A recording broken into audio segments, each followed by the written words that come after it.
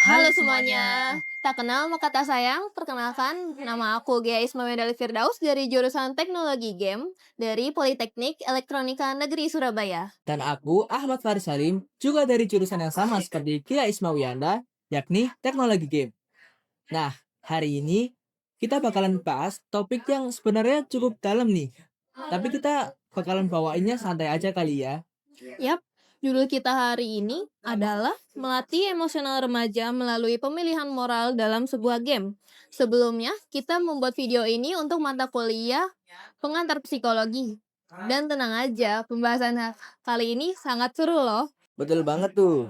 Dan pas banget nih, karena di zaman sekarang ya, semua remaja itu hampir semuanya main game gak sih? Iya, bener banget itu. Kadang tuh orang tua kayak ngelihat anak yang main game tuh kayak game terus gitu loh. Kalau misalkan sakit nih, pasti bakal bilang, kamu tuh ya begadang main game terus. Nah, iya itu sering tuh. Kayaknya. Padahal kalau dilihat dari sisi psikologi, game itu bisa bantu remaja loh buat ngontrol emosi atau enggak mempertanggungjawabkan moral gitu. Iya sih. Kayak mungkin pas kalah tuh mereka tuh belajar untuk menerima ya. Waktu menang mereka juga belajar untuk tidak sombong. Nah, dari situ mereka tuh belajar mengenali emosi mereka sendiri sebenarnya. Apalagi kalau game yang dimainin tuh kayak Detroit Become Human, terus Life is Strange, dan Until Dawn. Pokoknya game-game yang punya pilihan gitu loh. Itu tuh pilihan tuh bukan cuman buat menang atau kalah, tapi soal nilai yang dipegang. Itu semua remaja kayak relate deh dengan kamu yang kamu sebutin tadi.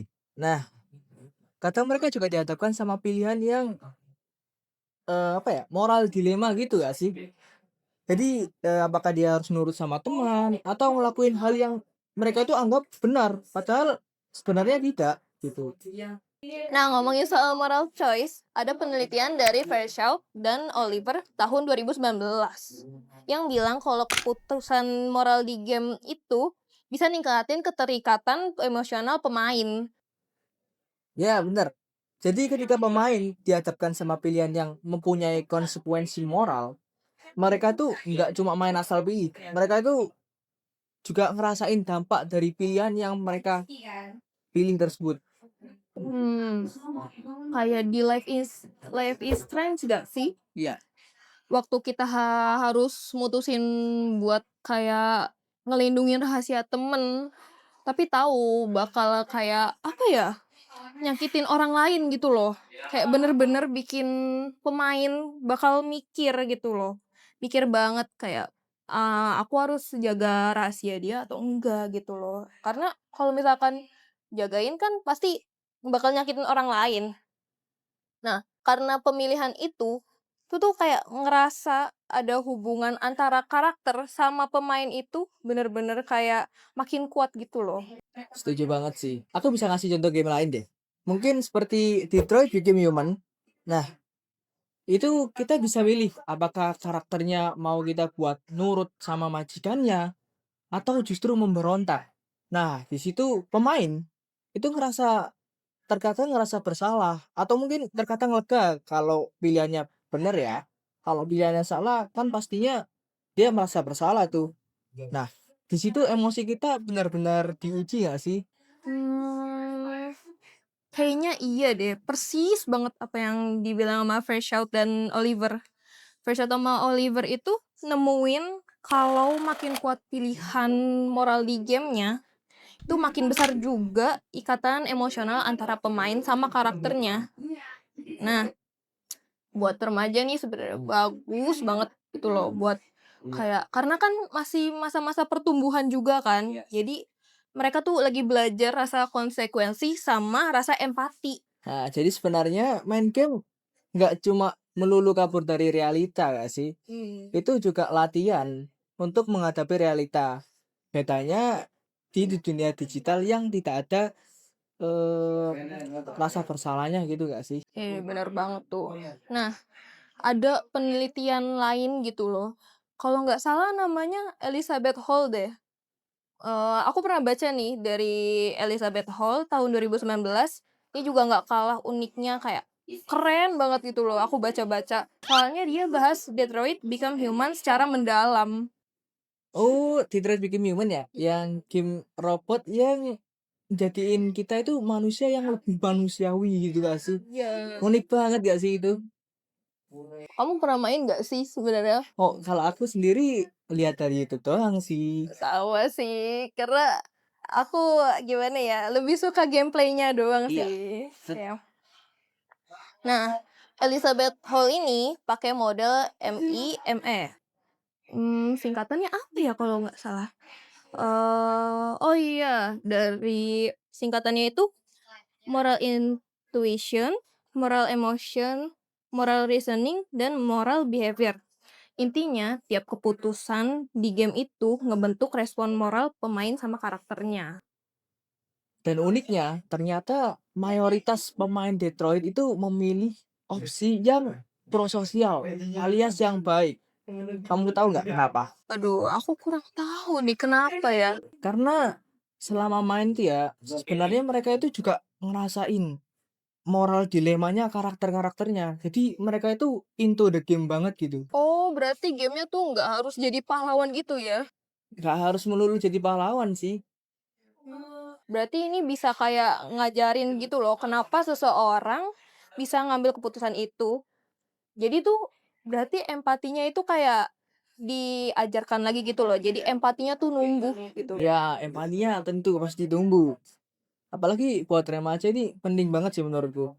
Karena mereka tuh belajar memahami emosi sendiri dan juga orang lain. Nah, dari game itu bisa dilatih secara alami. Kayaknya nih ya, kalau orang tua paham sisi ini, mereka tuh bisa ngelihat game itu bukan kayak cuman alat media hiburan aja, tapi sebagai alat belajar juga. Belajarnya ya ngapain? Ya latihan sosial atau enggak emosionalnya juga gitu loh. Kayak bener-bener bikin remaja tuh kayak apa ya, ningkatin empati ke sesama orang lain gitu. Tadi aku cek nih, aku nemu penelitian yang bagus sih menurutku. Ini penelitian dari Wang Wu dan Su di tahun 2025, baru-baru ini. Mereka itu membahas gimana keputusan moral di game itu bisa kebawa ke dunia nyata. Hmm, keren banget ya. Kalau kayaknya aku pernah baca juga deh. Mereka tuh nge-survey sama ngewawancara pemain game moral kayak Detroit Become Human, Life is Strange, dan Until Dawn. Pokoknya yang suka mainin kayak game-game yang ada moral choice-nya juga, kayak 3 game tadi itu. Nah, hasilnya pemain yang sering bikin keputusan moral di game cenderung lebih berhati-hati. Karena apa ya? Kayak biasanya kan kalau ada game-game yang ada choice-nya gitu pasti ngaruh ke ending juga kan, ya kan? Iya. Nah, selain cenderung berhati-hati, mereka tuh kayak pengen kayaknya ini juga deh, kayak mau nyari empati-empati di dunia nyata juga gitu loh. Kayak kan biasanya kayak tahu nggak sih butterfly effect gitu? Ah ya, butterfly effect tuh. Nah, jadi tuh kalau misalkan mereka kayak kurang tertarik sama kayaknya bukan kurang tertarik deh, kayak salah. Karena bukan salah juga sih, karena mereka juga lagi belajar. Kayak mereka, milih, choice itu, terus, karakternya kayak empatiknya itu, apa ya, kayak gimana sih tadi? Dia empatinya dapat gitu gak sih Iya, di karakter mereka? mhm. Ini relevan banget sih buat remaja kalangan kita sekarang nih. Karena mereka lagi di masa-masa belajar gak sih? Mereka tuh di masa belajar tanggung jawab. Nah, lewat game ini yang biasanya mempunyai konsekuensi moral, mereka itu belajar mikir dulu sebelum bertindak. Jadi kan karena ada konsekuensi moral tersebut, ada pilihan-pilihan, mereka pasti, aku misal mikir ini ke depannya gimana ya? Pasti gitu gak sih? Iya, bisa juga sih. Tapi kan kalau misalkan kita ngelakuinnya di dunia dunia nyata kan pasti ada aja yang ngejudge ini Nah, itu. itu. Jadi mereka tuh latihan moral dulu di game yang aku sebutin tadi. Jadi tuh kayak merasa game itu buat kayak tempat yang aman lah. Jadi kalau misalkan salah bisa diulang dan mereka tuh tetap dapat pelajaran emosionalnya juga gitu loh dari proses itu. Ini kalau semisal orang tua aku nampingin ya itu mungkin bagus gak sih? Misal kamu didampingin, kamu main game nih yang ada moral choice-nya nih. Terus kamu didampingin sama orang tua. Oh, itu bisa jadi bahan obrolan bareng gak sih? Kayak Iya. misalnya, kamu tadi kenapa pilih karakter itu? Kamu tadi kenapa pilih pilihan yang itu? Wah, Bisa aja kalau pemainnya kayak milih karakter itu karena cakep atau enggak ya itu kan. kan tergantung preferensi masing-masing bukan? Iya, betul banget. Jadi tuh kesimpulannya game itu bukan musuh buat remaja. Malah jadi ruang belajar gitu buat ngatur emosi sama tanggung jawab moral. Nah, game-game yang tadi disebutkan seperti Detroit Become Human, Life is Strange, Until Dawn maksudku, itu ngasih simulasi kehidupan yang cukup dalam dan cukup real juga. Jadi remaja itu bisa ngerti gimana setiap pilihan itu mempunyai konsekuensi moral. Dan yang paling kerennya tuh game-game yang bisa milih-milih gitu. Remaja tuh bisa belajar tanpa takut disalahin. Terus juga tanpa takut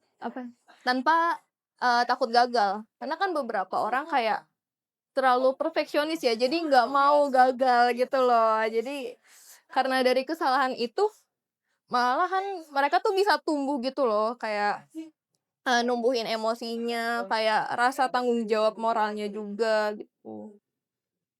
Nah, jadi buat para orang tua, coba deh lihat game itu bukan cuma dari permukaannya saja. Karena di balik layar itu seorang remaja mungkin latihannya juga dari situ. Latihan lebih peka dan lebih bertanggung jawab. Kayaknya pembahasannya cukup kali ini aja nggak sih? Iya, soalnya udah banyak nih kita ngambil jurnal-jurnal Iya, dari tadi sama yang sang musuh tadi. dari Fairchild and Oliver, terus Elizabeth Hall. Nah, Udah yuk. ayo udahan. Mau. Thank you Thank you banget banget udah dengerin obrolan kita. hari ini.